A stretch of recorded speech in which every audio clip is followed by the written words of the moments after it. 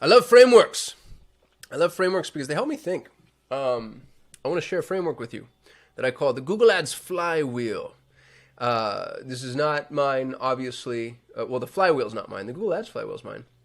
But the idea behind this is just to give us a framework to know where you are in terms of stages as you're managing Google Ads. And frameworks, by the way, are so important because what they allow you to do is give yourself permission to insert thing you need permission for here. For example, the first phase of the Google Ads Flywheel is to assume. Well, instantly, knowing that we're in that phase, and let's say that we have standard operating procedures and documentation, and it actually says at the top, and I like to do this with frameworks, by the way, it would say, stage, assume. Now, instead of needing to know, you get to say, hey, we're coming in with some assumptions. Make them good assumptions. Let's be educated, intelligent. Let's do our research. But we're going to assume, or we're going to test, or we're going to observe. Hey, it's okay to wait. It's okay that change history isn't going crazy. It's okay that we're not doing the thing. So anyway, that's why I like frameworks. I'll go piece by piece with you, and we'll talk about the frameworks. The assumption piece, I think, is maybe the most important. And you'll notice that I say here, the greener you are, the more guessing that's involved. And that doesn't mean the greener you are from an entrepreneurial perspective. That just means the greener you are to whatever it is that you're trying to prove concept in right now today. So you could be 30-year tenured veteran, both in business and in your industry and in your product, but you're about to roll out to a new audience or a new line or a new ascension or a new offer or a new whatever. Well, maybe that makes you green.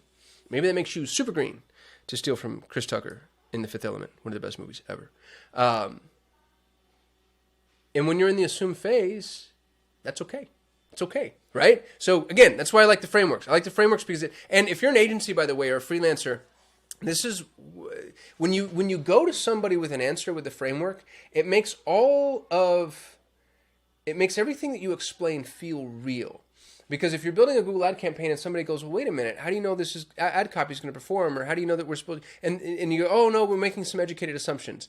Now it's like, well, wait a minute, like you're just going to guess? Whereas if you come to them with the framework and say, hey, we're in the assume phase. And in the assume phase, now it feels scientific, right? You're like, oh, this is so official. You have a graphic and everything. So assume.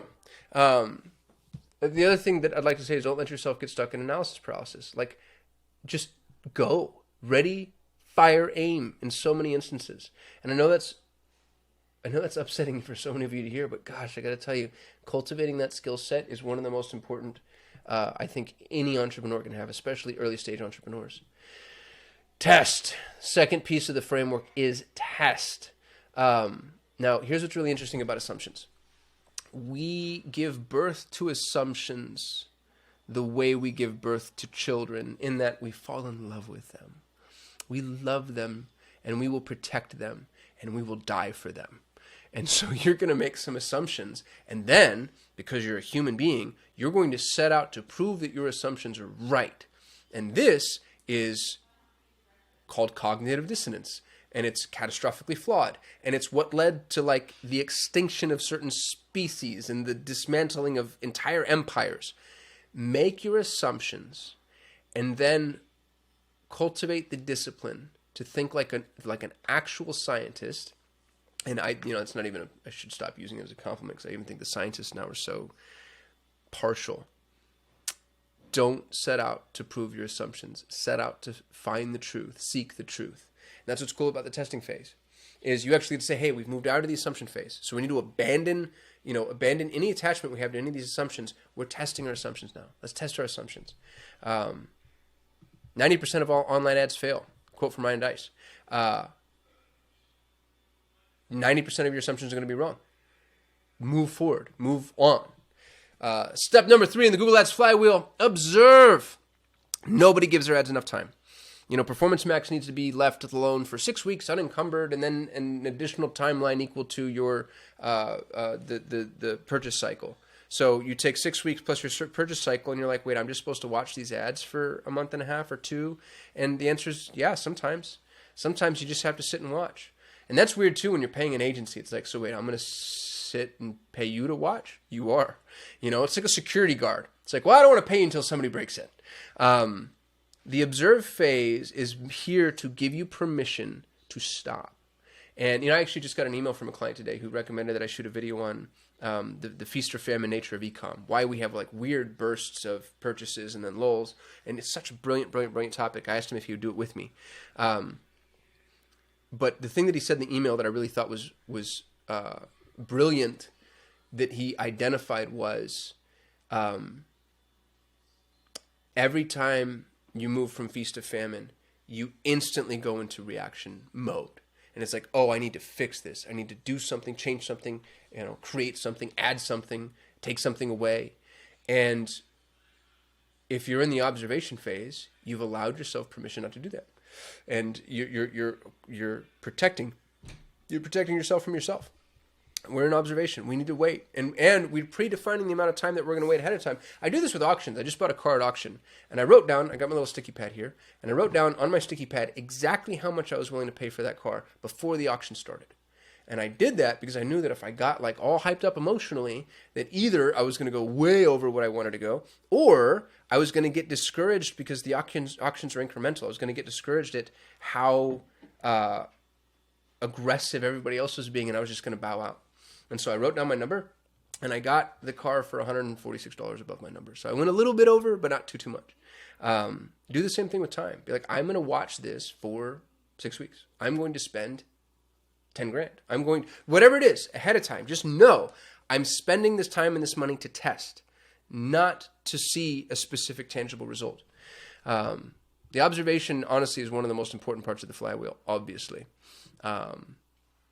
Quick notes about the observation window. There's a statistician's model. It's what's known as the statistician's model, which is the base 100 model. And it says that until you have 100 of anything, you really don't have a full sample size. So like 100 clicks will tell you, roughly speaking, what your click-through, or excuse me, 100 impressions will tell you what your click-through rate is, right? And 100 clicks will tell you, roughly speaking, what your time on site is.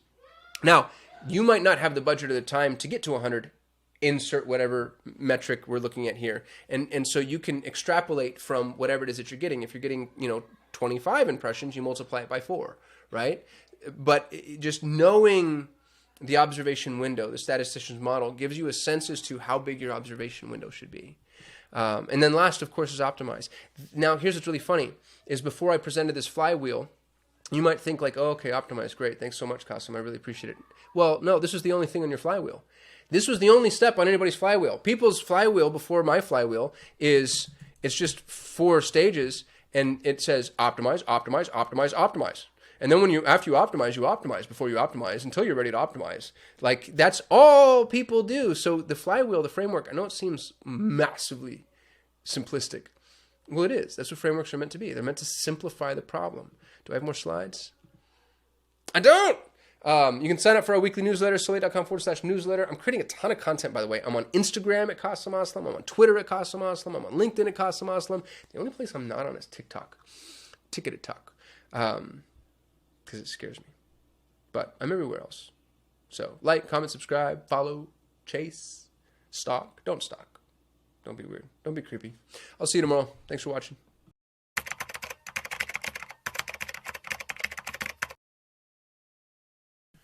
Free is the best clickbait word on the internet. If you use free in your subject lines, you get a higher open rate. If you use free in your social postings, you get a higher view rate. The problem is then you have to actually give stuff away for free, or people get really pissy really quickly. So that's what I'm going to do. It occurs to me that a lot of people don't know that we have this. If you go to